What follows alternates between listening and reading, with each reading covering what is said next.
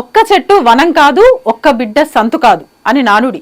అందుకే ఒక్కొక్కరిల్లు 10-12 మంది పిల్లలతో ఇళ్ళన్నీ కలకలలాడేవి. నీకేంటయ్యా 10 మంది పిల్లలున్నారు, నీకేంటమ్మా 4 కొడుకులున్నారు అంటూ ఎక్కువ మంది పిల్లలున్న తల్లిదండ్రుల్ని మిగతా వాళ్ళు గొప్పగా చూసేవాళ్ళు. అయితే అదంతా గతం. ప్రభుత్వాలు జనాభా నియంత్రణ అవసరాన్ని గుర్తించి కుటుంబ నియంత్రణని ప్రోత్సహించిన తర్వాత మెల్లగా చాలా జంటలు తమ సంతానాన్ని 3 లేదా 4కి పరిమితం చేశారు. 1980లో ఆ సంఖ్య కాస్త 2 లేదా 3గా మారింది. ప్రభుత్వాలు కూడా 2 ముద్దు 3 హద్దు, ఇకపై వద్దు అని ప్రచారం చేసేవారు. ఇక 1990లలో ప్రభుత్వ విధానాలలో భాగంగా మన దేశం కూడా ప్రపంచీకరణకి దారులు తెరిచాక ప్రజల జీవన విధానంలో కూడా చాలా మార్పులు చోటు చేసుకున్నాయి. కన్జ్యూమరిజం ప్రకారం దానివల్ల ప్రజలు వస్తు వినియోగానికి, సుఖవంతమైనటువంటి జీవనానికి అలవాటు పడడం మొదలైంది. అలాగే ఇంటికి పరిమితమైనటువంటి స్త్రీలు కూడా ఉద్యోగాలలో చేరడం, అన్ని రకాల పొజిషన్స్కి వారు అర్హులేనని నిరూపించుకోవడం ద్వారా కుటుంబ జీవనంలో ఒక విప్లవాత్మకమైనటువంటి మార్పు అయితే వచ్చింది. మరి ఉమ్మడి కుటుంబాలు కాస్త న్యూక్లియర్ ఫ్యామిలీస్గా మారిపోయాయి. ఈ కారణాల వల్ల పుట్టిన పిల్లల ఆలన పాలన వాటిని చూడడం అనేది తల్లిదండ్రులకైతే చాలా ఇబ్బందిగా అయితే మారింది. మరి అలాగే విద్య, ఆరోగ్యం అవన్నీ కూడా ఖరీదు అవ్వడంతో పాటు ఇతర జీవన వ్యయం కూడా విపరీతంగా పెరిగిపోయింది. ఇంతకుముందు చెప్పినట్లుగా కన్జ్యూమరిజం అంటే వస్తు వినిమయతత్వం. దానివల్ల ప్రజలు వివిధ రకాలైన వస్తువుల మీద చేసే ఖర్చు కూడా పెరిగింది. ఒకప్పుడు లగ్జరీ వస్తువులైనటువంటి కారు, ఏసీ, వాషింగ్ మిషన్ ఇట్లాంటివన్నిటి కూడా నెసెసిటీస్ అంటే నిత్యావసరాలుగా మారాయి. తల్లిదండ్రులకి వారి పిల్లలకి మంచి జీవితాన్ని అందించాలనే తపన కూడా పెరిగిపోయింది. ఇలాంటి సమయంలో ఒకరికంటే ఎక్కువ పిల్లలుంటే అందరికీ అన్ని అవసరాలు తీర్చడం అనేది భార్యాభర్త 2 ఉద్యోగం చేసినా కష్టంగానే అయింది. అందుకే చాలా జంటలు ఒకరితోనే, అది పాపైనా సరే బాబైనా సరే, పిల్లల్ని కనడం అనేది ఆపేస్తున్నారు. దీన్నే డిస్క్ డ్యూయల్ ఇన్కమ్ సింగిల్ కిడ్ అనేవారు. గత దశాబ్ద కాలంగా సోషల్ మీడియా అనేది మన అందరి జీవితాలలో ఒక భాగంగా మారిపోయింది.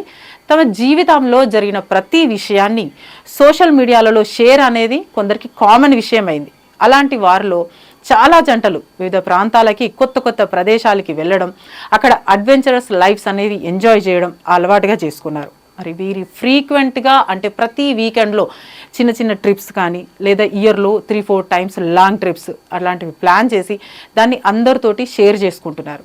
అలాంటి జంటలు చాలాసార్లు చెప్పిన మాట ఒకటి ఉంది. అది ఏంటంటే వారికి పిల్లలు మళ్ళీ ఇట్లాంటి ఇతర జంజాటాలు అనేటివి అట్లాంటివి ఏమీ లేకపోవడం వల్లనే మేము జీవితాన్ని కావలసినంత ఎంజాయ్ చేస్తున్నామని, అలా పిల్లలు లేని జీవితాన్ని బాగా గడుపుతున్నామని చెప్పేసి అంటున్నారు.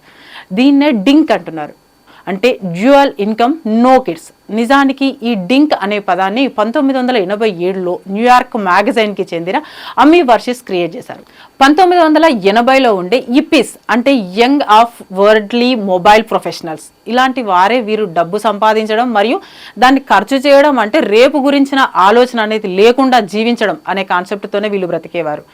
డింక్ కపుల్ వాలంటరీ చైల్డ్లెస్ అంటే సంతానం కాని వారు కాదు, పిల్లల్ని వద్దు అని అనుకునేవారు. వీరు పిల్లల్ని కనడం అనేది ఖర్చుతోటి కూడుకున్నదే కాదు, అది మన జీవితంలో కావలసిన ఆనందాలని, విహారాలని, అడ్వెంచరస్ లైఫ్ని దూరం చేస్తుంది అని ఆలోచించేవారు. ఇక్కడ మనం ఇంకో రకం జంటల్ని కూడా చూడొచ్చు. వారే జింక్ కపుల్ అంటే గ్రీన్ ఇన్క్లినేషన్ నో కిడ్స్. వీరు డింక్ కంటే భిన్నమైనటువంటి వారు. వీరి ఐడియాలజీ ప్రకారం పుట్టే ప్రతి ఒక్కరి వలట మన భూగ్రహం పైన పర్యావరణం మీద నెగటివ్ ఇంపాక్ట్ అనేది పడుతుంది అని నమ్ముతారు. ఒక స్టడీ ప్రకారం 1950లో పుట్టిన ఒక మనిషి జీవిత కాలంలో 350 టన్స్ కార్బన్ డైఆక్సైడ్ విడుదలకు కారణం అవుతారు. అంటే ప్రతి ఒక్క జననం భూమి మీద ఎంతో కొంత నెగిటివ్ ఇంపాక్ట్ చూపుతుంది. అందుకనే జింక్ కపుల్ పిల్లల్ని వద్దు అనుకుంటున్నారు. అయితే డింక్ కపుల్ పర్యావరణం గురించి కాకుండా వారి జీవన సౌలభ్యం కోసం పిల్లల్ని వద్దు అనుకుంటున్నారు. ప్రస్తుతం మన భారతదేశంలో కూడా ఇలాంటి జంటల సంఖ్య పెరగడం అనేది జరుగుతుంది. కారణాలు ఏవైనా ఇలాంటి జంటల వలన జనాభా పెరగడం అనేది తగ్గిపోతుంది. ఒకప్పుడు అంటే 1950లో 5.9గా ఉన్న ఫర్టిలిటీ రేటు ఇప్పుడు 2024లో 2.12గా అయింది. ఇది ఇలాగే కొనసాగితే మన దేశం కూడా జపాన్ను కొరియా లాగానో మారిపోతుందని సోషల్ సైంటిస్ట్ అయితే ఆందోళన చెందుతున్నారు. మరి జపాన్, కొరియాల్లోనే కాదు చాలా యూరోపియన్ కంట్రీస్లో కూడా యూత్ కంటే వృద్ధుల జనాభానే ఎక్కువగా ఉంది. దీనివల్ల పనిచేసే వారి సంఖ్య తగ్గిపోతుంది అని అయితే ఒక భావన అయితే ఉంది. అయితే ప్రస్తుత పరిస్థితుల్లో జీవన ప్రమాణాలతో పాటు సౌలభ్యాలు కూడా పెరుగుతున్నాయి. చాలామంది 70-80 సంవత్సరాల దాకా యాక్టివ్గానే పనిచేస్తున్నారు. మరి అందువల్ల వృద్ధుల సంఖ్య అనేది ఒక భారం కాకుండా జననాల సంఖ్య తగ్గడం అనేది మొత్తం మానవ జాతి మనుగడకైతే మంచిది కాదు. మరి దీనివల్ల ఆర్థిక మరియు సామాజిక ఇబ్బందులు కూడా తలెత్తే అవకాశం అయితే ఉంది. అందుకే సోషల్ సైంటిస్ట్ ఈ డింక్ కాన్సెప్ట్ని వ్యతిరేకిస్తున్నాయి. కొత్తొక వింత పాతొక రోత. మరి చూద్దాం, ఈ డింక్ కపుల్స్ సంఖ్య తగ్గి మరో రకం వారి సంఖ్య పెరుగుతుందో ఏమో.